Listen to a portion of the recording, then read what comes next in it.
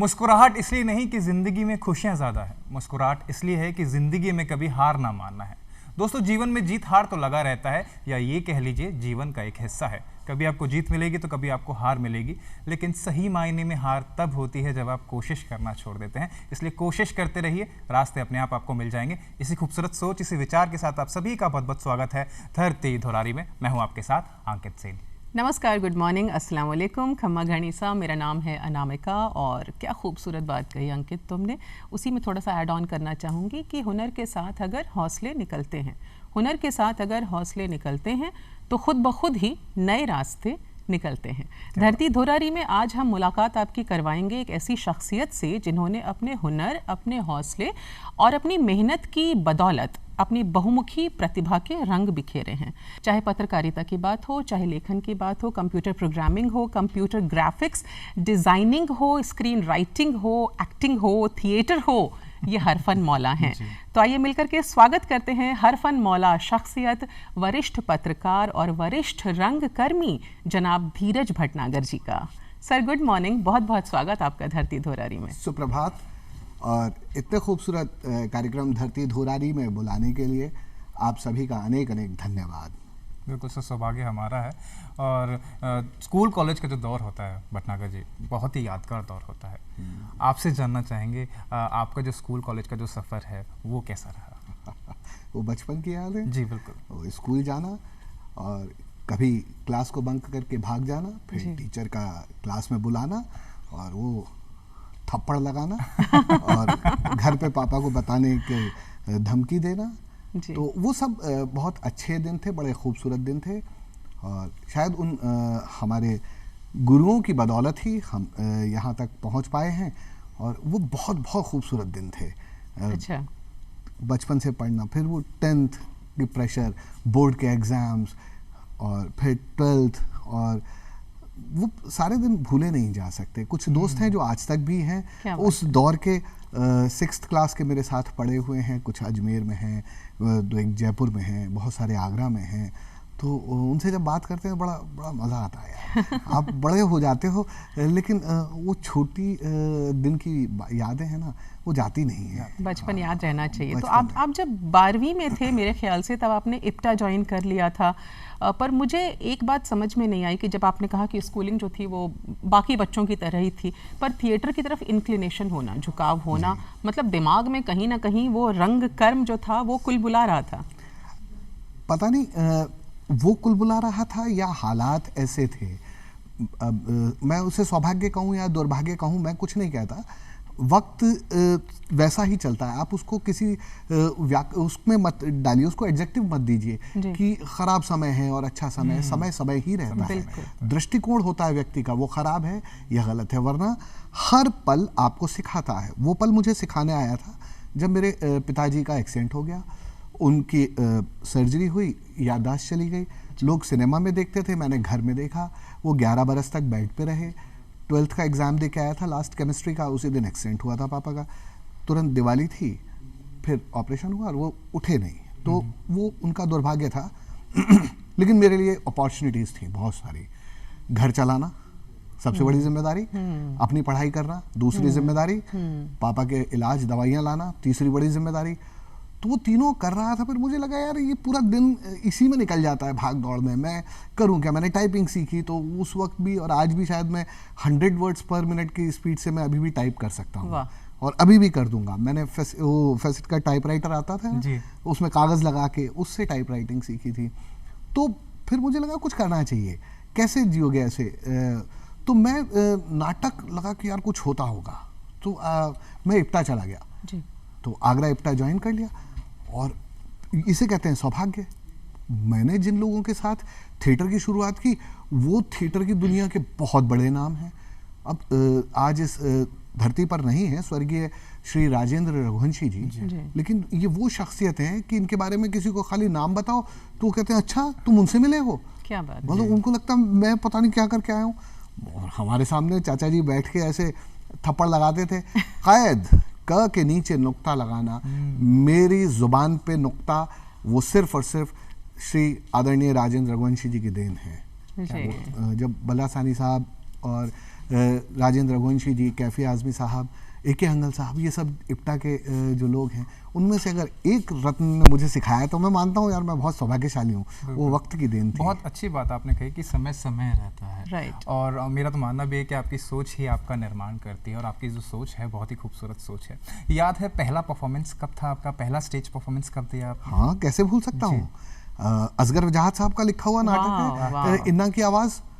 उसका मैं आपको वाकया सुनाऊं, मुझे इतना मज़ा आया।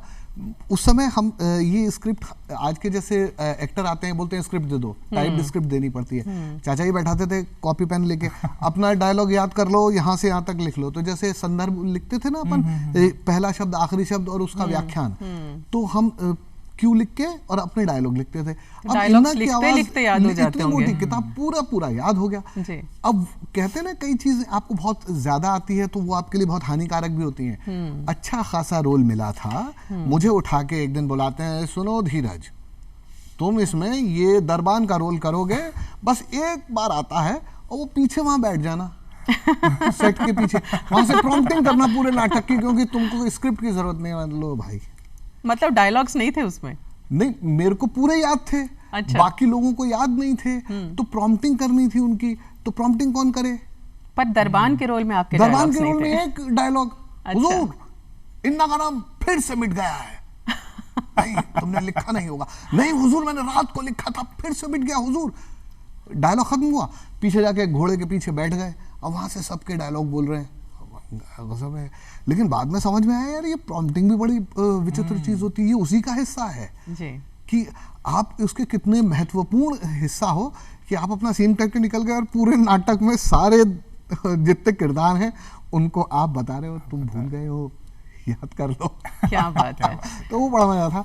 तो इन्ना की आवाज़ किया। फिर भवई शैली पे है चंद्रबदन मेहता, राजू बारोट साहब का लिखा हुआ है हा हा होलिका। अच्छा। जो रघुवीर यादव ने हिंदी ट्रांसलेट किया था जी। तो उसमें किया मैंने। दुल्लू का किरदार है, दुर्लभ भाई का। वो बहुत अच्छा नाटक था मेरे को। बहुत सारे हादसों का शहर एक नुक्कड़ नाटक किया। तो वो सिलसिला ऐसे लंबा चलता चला गया है। जितेंद्र भाई साहब के साथ काम किया मैंने। जितेंद्र रघुवंशी उनके सुपुत्र राष्ट्रीय इप्टा के अध्यक्ष भी रहे हैं वो। काफ़ी बड़े बड़े नाम हैं जिनके साथ आपने काम किया धीरज सर। मैं ये जानना चाहती हूँ कि आपके असली मेंटोर कौन रहे और क्या क्या सीखा? जैसे आपने कहा कि तलफ़ुज़ सुधारा, आपके जो मेंटोर्स थे, ज़बान जो थी वो और भी ज़्यादा साफ़ हुई, जबान ना हो के ज़बान हुई, कैद ना हो के क़ैद हुआ। तो और क्या क्या बारीकियाँ सीखी आपने उन दिनों?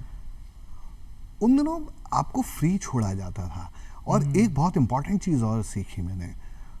अभी कहते हैं कि ठीक है, एक्टर का एक मैनरिज्म होता है, उसका खुद का, कैरेक्टर का नहीं, एक्टर का भी खुद का होता है। जी। लेकिन हमें वो चाचा जी ऐसे आंख गड़ा के देखते रहते थे।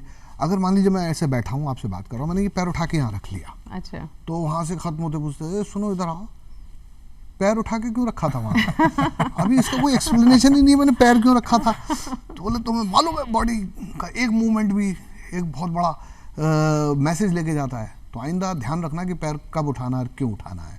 हाथ उठाना है, उंगली उठानी है तो क्यों उठानी है और कब उठानी है। तो ये उनसे बहुत सारी चीज़ें सीखी। यही अनामिका छोटी छोटी चीज़ें हैं जो आपको अलग बनाता है कहीं ना कहीं। Right. और जब भी बचपन का जिक्र होता है तो उस यादों में चल जाता है। और हम भी देख रहे हैं कि धीरज जी की प्यारी सी मुस्कान इनके चेहरे पे ही बचपन का नाम लेते। लेकिन आपने हर दौर का थिएटर देखा है पहले से लेकर अब तक। आपको क्या लगता है कितना परिवर्तन अब आ चुका है पहले के थिएटर में और अभी के थिएटर के अंदर? पहले हम जब थिएटर कर रहे थे तो हम थिएटर कर रहे थे कुछ सीखने के लिए। ऐसा कोई दिमाग में ये नहीं था कि सिनेमा में भाग जाएंगे। पहले ये ठूस ठूस के भर दिया जाता था, सीख लो, तब अगर काबिल हो तो मौका ज़रूर मिलेगा। वक्त लग सकता है आप, लेकिन काबिल बनो पहले। लेकिन अभी क्या हो गया है, चेहरा मोहरा अच्छा है, आपने बहुत अच्छा अपना एक पोर्टफोलियो बनाया, एक मौका ढूंढ रहे होते हो आप, यार कहीं एक थिएटर में एक रोल मिल जाए, वो किया आपने, फोटो खिंचाए, भाग जाते हैं आप सपनों की दुनिया में। मतलब थिएटर को आप सीढ़ी की तरह इस्तेमाल सीढ़ी भी बनाओ तो कम से कम सीढ़ी, प्रॉपर स्टेप्स पहली मंजिल तक जाना है तो उसमें बिल्कुल। 10 सीढ़ियां तो होंगी। आप क्यों पहली सीढ़ी से कूद जाना चाहते हो? Right right. है ना तो सुसाइड ही कर पाते हो, ना हाथ पैर ही तोड़ा पाते हो, जमीन पे खड़े के खड़े रह जाते हो। तो कम से कम जाओ तो ऊपर से तो कूदो, तो सीख के तो जाओ। तो दौर बदला है। थिएटर जो अब पैशन वाला नहीं है। पैशन के साथ अगर थिएटर करें ना लोग, तो देखो भाई, अगर अच्छा काम कर रहे हो आप, तो लोग आपको पहचानने लगते हैं। बहुत ज़रूरी नहीं है आपको हर दरवाज़ा खटखटाना पड़े कि सुनिए मैं अच्छा काम करो ना। आप संतुष्टि के लिए है थिएटर, बिल्कुल, ये आपकी खुशी के लिए है, तो खुशी के लिए जियो आप, और आप खुश हो तो दुनिया खुश होगी आपको देख के। और अनामिका, कहीं ना कहीं धीरज जी की जो लाइफ में है थिएटर बहुत इंपॉर्टेंट रोल प्ले करता है, तो आपके जीवन में थिएटर के आने से क्या क्या परिवर्तन है वो ज़रूर जानना चाहेंगे। मैं जो भी कुछ हूँ आज मैं रंगमंच की बदौलत हूँ। ऐसा नहीं कि मैंने वहाँ से पैसा कमाया और मैं यहाँ आ गया। वहाँ से जो सीखा आज की, मैं एक बहुत इंपॉर्टेंट बात बताता हूँ आपको, थिएटर का मतलब सिर्फ थिएटर नहीं है, ये एक थेरेपी है। इसको थेरेपी बोल दो थिएटर को। आप डिप्रेशन से बाहर आ जाते हो जी, आप एक दूसरी दुनिया में जीते हो, आपकी भाषा सुधर जाती है, कॉन्फिडेंस, आपका आत्मविश्वास का लेवल जो होता है ना वो आसमान पे होता है। आपको किसी इंटरव्यू को फेस करना है, अगर आपके वो जो 100-200 लोगों की, दर्शकों की भीड़ सामने बैठी होती है और पहली बार लाइट जलती है टक करके, और अगरचे आपके निगाह पहली लाइन में बैठे हुए किसी आदमी से मिल गई, तो वहीं से आप घबराने लगते हो। और वहाँ दर्शक क्या कर रहे होते हैं? क्या बात है, अरे बहुत बढ़िया। अगर इससे आप डिग गए तो खत्म। ये थिएटर सिखा देता है आपको। तो जब आप इंटरव्यू के पैनल में बैठे होते हो और वहाँ 5 जने आपका इंटरव्यू ले रहे होते हैं, आपने सवाल पूछा, 4 लोग आपको देख रहे होते हैं, सबके कुछ ना कुछ हो रहा होता है, कोई ऐसे करेगा, कोई ऐसे करेगा, तो वो जानबूझ के भी हिलाते हैं आपको। वो कॉन्फिडेंस आया मेरे को बात करने का। फिर आपको नज़रिए पता लगते हैं लोगों के, फिर आप कई सारी कहानियों को पढ़ते हैं, आप किरदारों को करते हैं, और ये डिप्रेशन से बाहर जाने का सबसे सशक्त माध्यम है। किसी दवाई की ज़रूरत नहीं पड़ेगी, जहाँ तक मुझे लगता है। मैं कोई मेडिकल प्रोफेशनल नहीं हूँ जो प्रिस्क्रिप्शन दे रहा हूँ भाई, इसको ऐसा ना माना जाए। लेकिन थिएटर एक मौका देता है। अगर डिप्रेस्ड है तो ये मेरा किरदार है जी। अगर मैं कोई दूसरा थिएटर कर रहा हूँ तो उसमें एक किरदार को करने का मौका मिला। मैंने इस धीरज को घर पे रखा और उस किरदार को अपने अंदर समावेश किया और मैंने उसका रिहर्सल किया।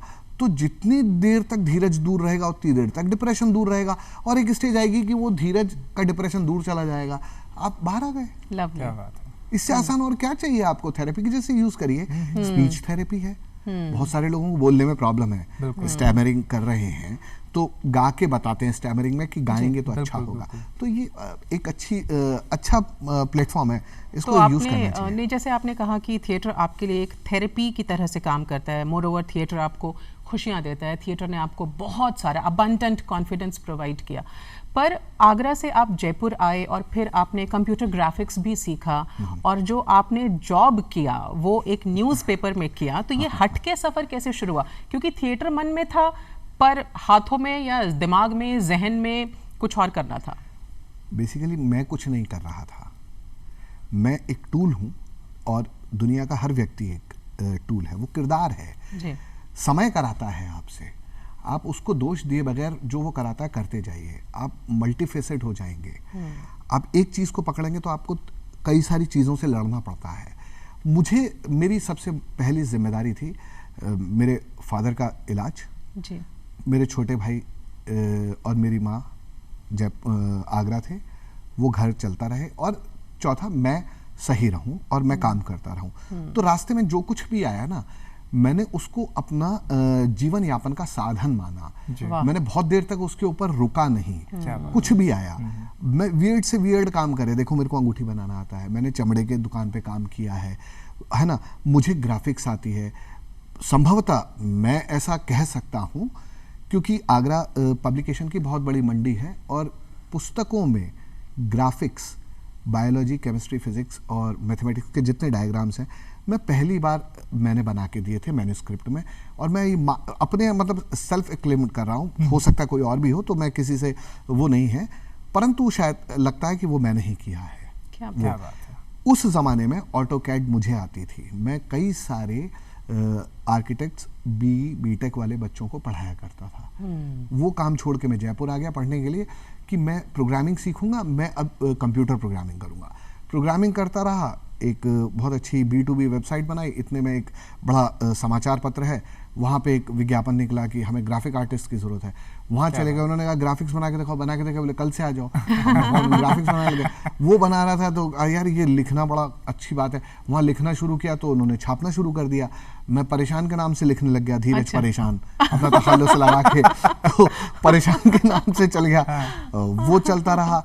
वहाँ से करते करते फिर एक राष्ट्रीय न्यूज़ चैनल है, वहाँ पे जर्नलिस्ट की वैकेंसी निकली, मैंने वहाँ भरा, वहाँ पे किस्मत से फिर मैं पत्रकार बन के फुल फ्लेजेड वहाँ बाहर आ गया, तो मैं टीवी चैनल में आ गया। वहाँ आके मैंने कैमरा पकड़ लिया, तो मुझे कैमरा चलाना आ गया, फिर कैमरा भी आ गया, फिर रिपोर्टिंग आ गई, लिखने का शौक था ही, तो ऐसे ही धीरे धीरे आगे मुझे बढ़ते चले एक्चुअली गए। बशीर बद्र साहब का एक शेर याद आ रहा है आपकी जर्नी सुन करके कि हम भी दरिया हैं, हमें अपना हुनर मालूम है। हाँ, हम जिस भी तरह- दरिया हैं, हमें अपना हुनर मालूम है, जी, जिस तरफ जी। भी चल पड़ेंगे रास्ता रास्ता हो हो जाएगा। बस तो आप आपकी जर्नी से जो सीखने को मिल रहा है वो ये है कि आपने कभी कंप्लेन नहीं की ईश्वर से, कभी क्रिब नहीं किया अपनी जिंदगी को लेकर के, जो सामने आया आपने उसके साथ अपने आप को अडेप्ट करें। ये बहुत बड़ी बात बहुत है बड़ी अंकित बात है। आप लड़ किससे सकते हो? जो सामने है, जो सामने है नहीं, उससे लड़ के आप क्या प्रदर्शित करना चाहते हो? आप शक्तिशाली हो? आप किसको चिल्लाना चाहते हो? आप किससे मांगना चाहते हो? आपसे मैं लड़ भी सकता हूँ, मांग भी सकता हूँ, विनती भी कर सकता हूँ, विनय भी कर सकता हूँ, गुस्सा भी। अभी जो सामने ही नहीं है, वो भगवान, वो ईश्वर, वो शक्ति है, तो उससे लड़ो मत, उसको रोज एक बात जरूर कहा करो। मेरा ऐसा मानना है, आप उनसे ये कहो कि आज फिर तुम्हारे हवाले, आओ देखिए क्या बात है। क्या करोगे। तुम जो करोगे मेरे कहने से बदल तो दोगे नहीं। सही बात। अगर मेरे कहने से बदल सकते हो तो मैं एक बहुत बड़ी विश कर लेता हूं और अगले पल वो हो जानी चाहिए, जो असंभव है। तो मेरा कहना तो चलता नहीं है, चलेगी तो तुम्हारी, तो तुम चलाओ, मैं चले जा रहा हूँ। बहुत बहुत खूबसूरत सोच है। क्यों बेवजह समय खराब कर रहे हो? उन्हें गाली देने, वो कह रहे हैं कि आज ये कर लो, कर लिया, कल बोलेंगे ये कर लो, ये कर लिया। अनामिका जी, धीरज जी हैं, बहुत ही मल्टी टैलेंटेड पर्सनालिटी हैं, जो कहते हैं ना कि जो मिलता गया वो मैं लेता गया, हाथ फैला के मैंने इसको स्वीकार किया। तो बहुत ही अच्छी सोच है आपकी धीरज जी। लेकिन आप एक लेखक हैं, डायरेक्टर हैं और सीनियर जर्नलिस्ट हैं। इन तमाम चीज़ों में धीरज भटनागर जी को क्या पसंद है? क्या ऐसी चीज़ है इन सभी चीज़ों में से जो आपके दिल के ज़्यादा करीब है? मुझे लिखना, मुझे लगता है मैं लिख सही सकता हूँ जी। और उसके अलावा मैं कुछ नहीं कर सकता। काम मैं कोई सा भी कर सकता हूँ, इम्प्लीमेंटेशन मेरा फोर्टे है। मैं किसी भी चीज़ को इम्प्लीमेंट करने के लिए मैं, लोग जानते भी हैं, समझते भी हैं। लिखने के लिए इस देश के एक बहुत फेमस जर्नलिस्ट हैं और चैनल के हेड रहे हैं, उन्होंने भी तारीफ़ करी थी, तो मैं उससे दिमाग ख़राब नहीं हुए मेरे उस बात को सुन के। मैंने और सुधारने की कोशिश करी, लेकिन मैं लिखना पसंद करूँगा ज़्यादा से ज़्यादा। जर्नलिज्म का बहुत लंबा करियर है मेरा, 18 साल से भी ज़्यादा रहा है जी, तकरीबन 2 दशक। हाँ, और कहीं भी मैंने बहुत जल्दी जल्दी नहीं छोड़ा, 7-7 साल 8-8 साल काम किया है। कंसिस्टेंसी हाँ, कंसिस्टेंसी। तो मुझे अभी ऐसा नहीं लगता कि एक जर्नलिस्ट हो के आप जो ऐसे बेवकूफ़ी के सामने देखो दुनिया बदल दूंगा, वो असंभव है, फालतू बातें करने की आवश्यकता है नहीं। घर चल रहा है उससे नहीं, बस लिखने की जैसे आपने बात लिख की, सकते हैं आप। हाँ, तो आप लिख भी रहे हैं, उसके बारे में हम बात करेंगे। पर बीच में अंकित, जो एक बहुत बड़ा एक पार्ट है, एक किरदार है जो भटनागर साहब ने अदा किया है। इंडिया के मशहूर सटायरिस्ट और राइटर हैं केपी सक्सेना साहब रहे हैं, अरे वाह। और उनका लिखा नाटक बाप रे बाप, दिनेश प्रधान जी के साथ में आपने काम किया, इतनी बड़ी हस्ती। तो नूर का कैरेक्टर आपने प्ले किया। सबसे पहले तो ये किरदार आपको क्यों खास लगा? आपको क्यों लगा मैं ये कर सकता हूँ? नहीं, मेरे को नहीं लगा, वो डायरेक्टर जिस साहब को। आदमी का नाम लिया ना आपने, दिनेश प्रधान, वो ही एक शख्स है जिसने मेरी बात मान ली कि मैं एक्टर हूँ, और मुझे काम दे दिया पहली बार एंटन चेखव की कहानी बेट में। वरना तो कोई मुझे काम ही नहीं देता। यहाँ जयपुर में कौन जानता कि मैं एक्टर भी हूँ? वो दिनेश भाई ने मुझे दे दिया। फिर उनको लगा यार ये आदमी काबिल है, इसीलिए उन्होंने मुझे ये दिया। तो नूर जब उन्होंने आपको ऑफर किया, आपने रेडीली एक्सेप्ट किया हाँ, उसको? वो हम एक्सेप्ट करने जैसी कोई बात नहीं है, वो उनके ऊपर मुझे विश्वास है। वो कहते हैं ये कर लो तो कर लो।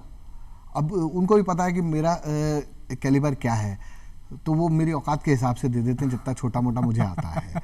लेकिन उन्होंने मुझे इससे पहले, मैं आपको, नाराज निकम्मा हमने किया था जिसे मैंने लिखा था। तो नाराज निकम्मा हमने किया था, तो वो देख चुके थे कि मैं क्या लिख सकता हूँ और मैं क्या कर सकता हूँ। वो भी डायरेक्ट उन्होंने किया था। वो पॉलिटिकल सटायर था? पॉलिटिकल सटायर था। नूर कैरेक्टर क्या है धीरज जी? सबसे पहले मैं, तो ब्रीफ करना एकदम, पड़ेगा। हाँ। नूर, ये केपी सक्सेना साहब की बेहद खूबसूरत सटायर है। बाप रे बाप, वो कहानी परिवार की है। एक परिवार की बहू जिसे भूलने की बीमारी है, उसके ससुर उसे बता के जा रहे हैं कि मैं जा रहा हूं और आ जाऊंगा 2 दिन में, कानपुर जा रहा हूं। उसको याद नहीं रहा कि उसके ससुर कानपुर गए हैं। अच्छा। जब शाम को उनका बेटा विकास भटनागर वापस आया तो पिताजी कहा कि पिताजी खो गए। अब पिताजी खो गए तो ये पिताजी को ढूंढने की पूरी मशक्कत चल रही है। नूर जो है वो दहेज में आया हुआ नौकर है, क्या बात। क्या बात। मालकिन के साथ। तो वो भुलक्कड़ मालकिन के साथ। भुलक्कड़ मालकिन के साथ वो मालकिन के लिए सब कुछ करने को तैयार है। अब एक तरफ बाप, वो बेटा अपने बाप को ढूंढ रहा है, बाप कहाँ है। विज्ञापन दे दिया अखबारों में कि भाई किसी को इस कद काठी का ऐसे कपड़े पहना हुआ कोई व्यक्ति मिल जाए तो कृपया करके उसे हमारे पास ले आए। तमाम जगह से फोन आने लग गए, साहब तुम्हारे बाप मिल गए, तुम्हारे बाप मिल गए, और इकट्ठे हो गए 3 बाप। अच्छा। हाँ, जिसको जो मिला सड़क से उसको उठा लाया कि ये लो बाप, ये लो बाप और ये लो बाप। अब वो आदमी पागल हो गया कि यार मेरा बाप एक खोया था, ये 3 कहां से आ गए। तो वो 3 में से किसको अपनाओ। उसी बीच में असली बाप भी आ गया। तो ये वो ऐसी कहानी है उस दौर में, उस बीच में जिस तरीके से घर में हंगामे मचते हैं और नूर वहाँ पे है, वो क्या तमाम चीज़ें करता है। और मुझे बड़ी खुशी हुई ये कैरेक्टर करते हुए कि उस समय मुझे पता लगा बाद में कि ये मरहूम इरफान साहब इस किरदार को किया करते थे बाप रे बाप में। वो लोगों ने भी ये किया है, तो मुझे बड़ी खुशी हुई। मेरे फेवरेट एक्टर जयपुर के यार, और आपको एक अलग सा फील आता है यार आप कर रहे हो। तो मैं और अंकित इंतजार कर रहे हैं कि नूर का एक डायलॉग हो जाए सर। नूर के डायलॉग मुझे ऐसा होता है अनामिका कि जब अचानक से याद नहीं आ पा रहा है। वो था एक जगह पे नूर सीरियस हो गया है। वो समझ रहा है कि मियाँ बीवी लड़ रहे हैं और बीवी ने जाने का तय कर लिया कि अब मैं जा रही हूँ अपने मायके, तुम अपने पिताजी के चक्कर में मेरे को उल्टा पुल्टा बोल रहे हो और ऐसे सब नहीं चलेगा, मेरी गलती है। तो वो अपनी उनको समझा रहा है कि हुजूर कहना तो नहीं चाहिए पर कह देता हूँ, अगर ऐसे ही एक एक करके आप लोग इस घर से गायब होते रहे तो वो दिन दूर नहीं है जब इस घर की ये बत्ती और वो टेलीफोन जल्दी ही कट जाएगा।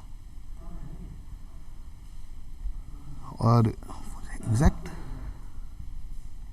चित्रलेखा का भी बहुत से आपका फेमस डायलॉग है और कहीं ना कहीं one of the most popular आपका थिएटर चित्रलेखा तो अभी अभी हमने किया है, भगवती चरण वर्मा जी का लिखा हुआ, और उसको करने में बहुत मशक्कत करनी पड़ी। 7 महीने तक रिहर्सल, हिंदी सिखाने के लिए, जुबान को सुधारने के लिए, क्योंकि वहाँ नुक्ते नहीं हैं, साफ सुथरा है ना, हिंदी बहुत क्लिष्ट है, क्लिष्ट हिंदी, और उसके लिए बहुत बहुत बहुत ताकत लगानी पड़ी चित्रलेखा के लिए। तो हमने कोई भी ऐसा पका हुआ एक्टर नहीं उठाया थिएटर का जिसको कि गूंथा ना जा सके मट्टी के जैसे। सबसे बड़ा चैलेंज था चित्रलेखा डांसर है, जिसको कथक भी आता हो और एक्टिंग भी आती हो, ऐसी महिला कहाँ से लाओगे थिएटर में। तो फिर एक डांसर को लिया, कथक आर्टिस्ट को, उनको एक्ट्रेस बनाया।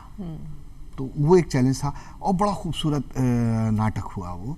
और चित्रलेखा की कहानी तो ऐसे सारे दर्शक तो आपका क्या किरदार है चित्रलेखा में? मैंने उसमें योगी कुमार गिरी का किरदार किया है, जो जब सिनेमा बना था तो अशोक कुमार साहब ने किया था ये किरदार जी।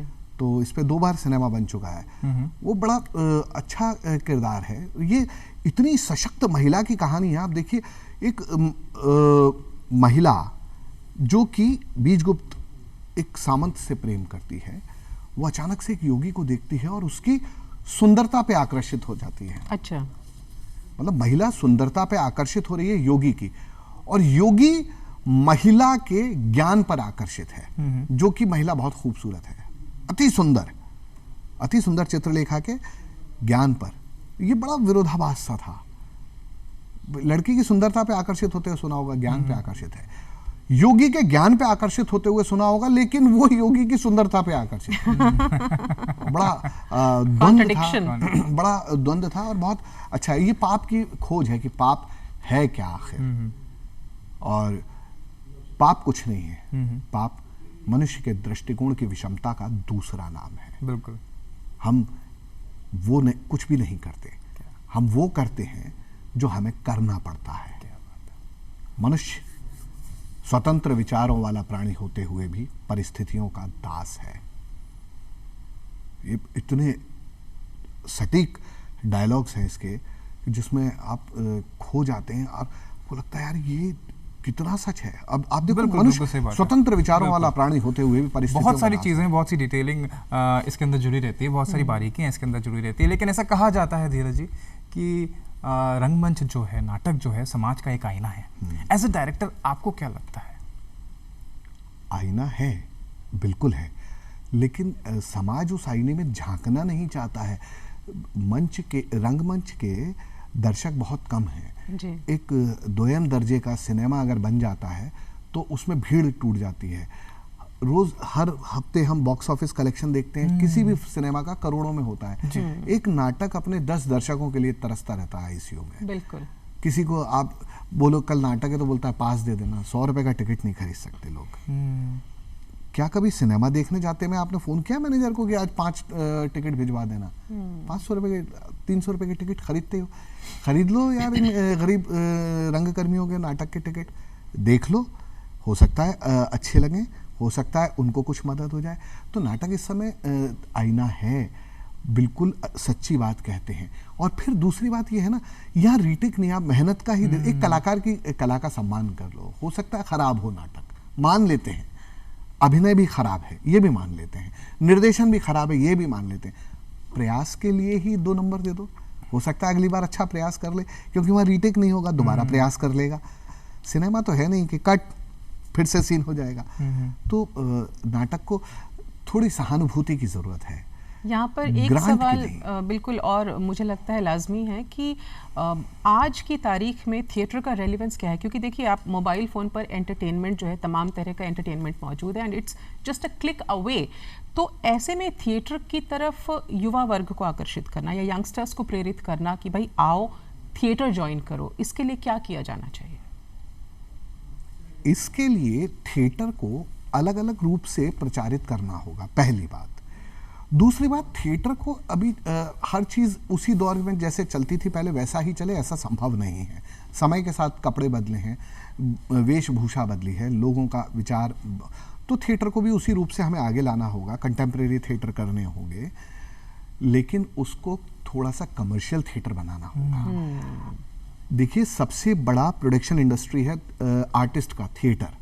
आप थिएटर करके निकलते हो, आपको सिनेमा में लोग पूछते हैं, समझने लगते हैं, चलो इसको एक्टिंग का ज्ञान तो होगा, समझ तो होगी, लेकिन वो इंडस्ट्री जो अरबों खरबों रुपए कमाती हो, वो ऐसी जगह से वहां के कलाकार निकलते हैं जो कुछ हजारों के लिए तड़पती हो। तो उसको खड़ा करना पड़ेगा, लेकिन ये ग्रांट्स से संभव नहीं है यार। मैं किसी को कोई आरोप प्रत्यारोप की बात नहीं कर रहा हूं, लेकिन आप अनुदान देके किसी को बहुत बड़ा नहीं बना सकते। आप बैसाखी देके चलना थोड़े सिखाते हैं बच्चे को, खड़ा करते हैं, चलने दीजिए, उसकी मदद करते जाते हैं चलने के लिए। एक आदमी को आप मुझे अनुदान दे दीजिए, थिएटर आर्टिस्ट को पैसे नहीं मिलते हैं बहुत ज्यादा, बिल्कुल, तो वो बड़े दिक्कत में रहता है, वो इसलिए इतनी जल्दी भाग जाता है। अगर आज मान लीजिए अपन सब लोग थिएटर कर रहे हो और हमें अच्छा खासा पैसा मिल जाए, बहुत ज़्यादा नहीं, अच्छा डिसेंट हो, जिससे हमारी रोजी रोटी, तो हम लोग आराम से काम करते रहेंगे ना, कोई दूसरा काम करने की जरूरत ही नहीं होगी आपको। तो वो हो गया, एक पार्ट टाइम थिएटर करके जल्दी से निकल जाना चाहते हैं और जल्दी से भाग जाना चाहते हैं। लेकिन थिएटर के बहुत से फायदे भी, जैसे आपके जीवन के अंदर धीरज जी परिवर्तन आया, आपका कॉन्फिडेंस बिल्डअप हुआ, तो आपको नहीं लगता अगर यूथ थिएटर से जुड़ेगा तो उनकी पर्सनालिटी में एक निखार आएगा, बॉडी लैंग्वेज चेंज होगी, कॉन्फिडेंस जो कि कमी हम देखते हैं उसकी कहीं ना कहीं पूर्ति होगी, तो एक अपॉर्चुनिटी है बॉडी लैंग्वेज के लिए, आपकी पर्सनालिटी बिल्डअप करने के लिए, आपको नहीं लगता? बिल्कुल, इसमें कोई शक नहीं है, ये बात सब जानते हैं, अच्छे से जानते हैं, लेकिन ये इंस्टेंट उसका दौर है ना, खाना भी 2 मिनट में चाहिए, पैसे भी 2 मिनट में चाहिए। अभी इतने विज्ञापन आ रहे हैं, खट से ये खेलो, 1 मिनट में करोड़पति बन जाओ, आप ये वाला काम कर लो, इसमें इतने कमा लोगे। अभी ये सब कुछ तो आपको इस पे दिखाई दे रहा है। थोड़ी देर इसको फेंक के पूछो किसी से, किसी ने किताब पढ़ी? आप उस पे कंप्यूटर पे स्क्रीन पे किताब पढ़ते हो और एक आप लिखी हुई किताब ला के पढ़ते हो, उसकी खुशबू आपको दीवाना बना देती है, छोड़ने नहीं देती हाथ से। right. तभी आपको यहाँ पे घूमती है उसकी खुशबू और उसके शब्द। अब कहाँ उल्टे पुल्टे चक्करों में पड़े हुए यार, आप आओ तो सही, इससे बाहर तो निकलो। 1 मिनट में पैसा मत कमाओ, 1 मिनट में कोई पैसा आता है क्या?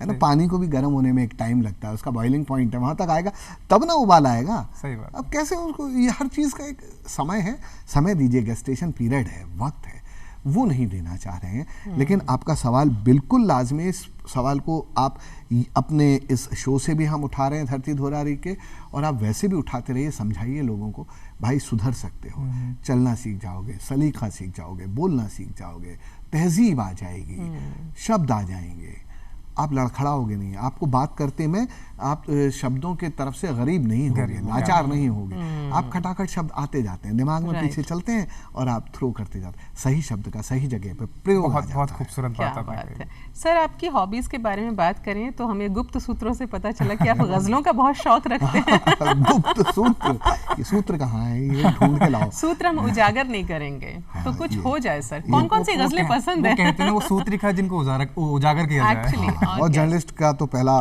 कर्म है, वो अपने खुफिया सूत्र सूत्र नहीं बताता, सूत्र नहीं बिल्कुल बताता, वो तो कहाँ से किस आएगा? किस तरह की गजलें पसंद करते हैं? मुझे बहुत गालिब साहब बहुत पसंद हैं, मैं पढ़ता हूँ। और इन दिनों एक सोशल प्लेटफॉर्म है, वहाँ पे एक बड़ा अच्छा शो चलता है, और हमारे उसमें एक सज्जन हैं जो गज़लों के अलग पर्सपेक्टिव बताते हैं। अपन गालिब को पढ़ते हैं तो गालिब का पढ़ के निकल जाते हैं, जो हम समझते हैं वो समझते हैं, वो समझाते हैं जो वाकई में गालिब कहना चाहते हैं। मुझे गालिब बहुत पसंद है, बशीर बट साहब पसंद हैं, और जगजी साहब बहुत बढ़िया गाते हैं। मुझे गुलाम अली साहब बहुत पसंद है आवाज़ के मामले में। तो आवाज तो आपकी भी माशाअल्लाह है सर, कुछ हो जाए फिर। पता नहीं है या नहीं, बिल्कुल वो है। लोग सुन इरशाद, लेते हैं, इरशाद। और मैंने गलत फहमी पाल रखी है कि मेरी आवाज़ बहुत अच्छी है। भाई कोई कुछ कहता नहीं ना, इतनी नहीं नहीं खराब सर, हम सही बिल्कुल। कह रहे हैं और मैं हम आपको सुनना एक, चाहेंगे वाकई आपसे। तरन्नुम में एक शेर सुनाता हूँ गज़ल का, मैसेज भी उसमें बहुत अच्छा है। शिकवाए जुल्मत शब से तो कहीं बेहतर था। क्या बात है। शिकवाए जुल्मत शब से तो कहीं बेहतर था। अपने हिस्से की कोई शम्मा जलाते जाते सिलसिले तोड़ गया वो जाते वो सभी जाते जाते, वरना इतने तो मरासिम थे के आते जाते सिलसिले तोड़ गया। क्या बात है, क्या बात है।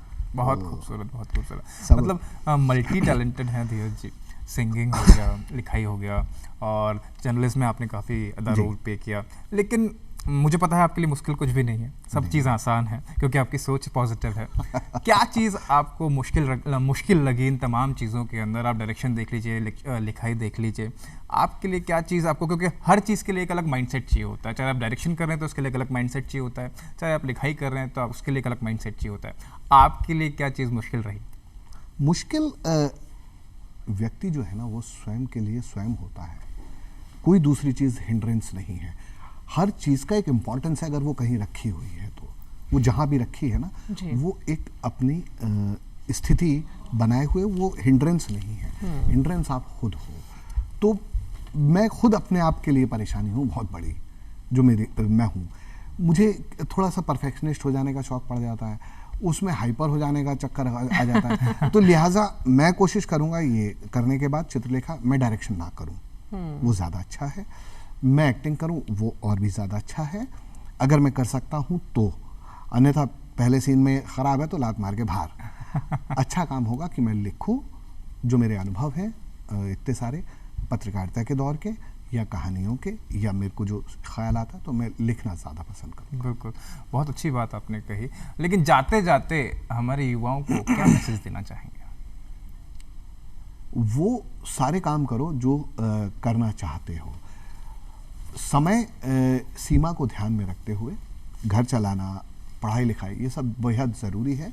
इन सब चीज़ों को ना छोड़ें, पढ़ाई बेसिक पूरी करें, पढ़ें खूब। जितना पढ़ेंगे उतना समझदार बनेंगे, फिर आपको अपने आप रास्ते मिलेंगे कि आप क्या कर सकते हैं। दूसरे को देख के कभी ये ना सोचें कि वो ऐसा है तो मैं भी वैसा बन जाऊं।